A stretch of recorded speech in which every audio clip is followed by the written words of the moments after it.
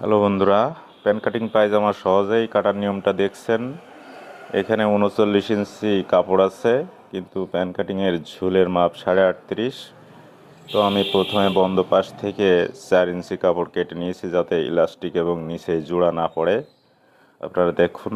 তারপরে আমি এই পাশটাও ব্যবহার করলাম, এটাও আমি এইভাবে অনুরূপভাবে কেটে নিলাম। যেহেতু অল্প কাপড়ের প্যান কাটিং পায়জামা কাটতে হলে আপনাকে জোড়া ছাড়া বন্ধ পাশ থেকে আপনার এভাবেই 4 ইঞ্চি কাপড় কেটে নিতে হবে, তা নাহলে আপনার রাবারেও জোড়া পড়তে পারে অথবা নিচেও জোড়া পড়তে পারে। তো দেখুন, ভিডিও লং হওয়ার কারণে আমি আগেই মার্কা দিয়ে নিয়েছি।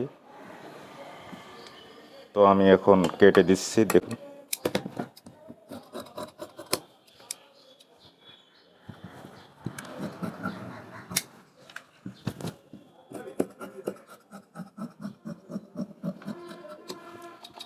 হয়ে গেল অল্প কাপড়ে প্যান কাটিং পায়জামা।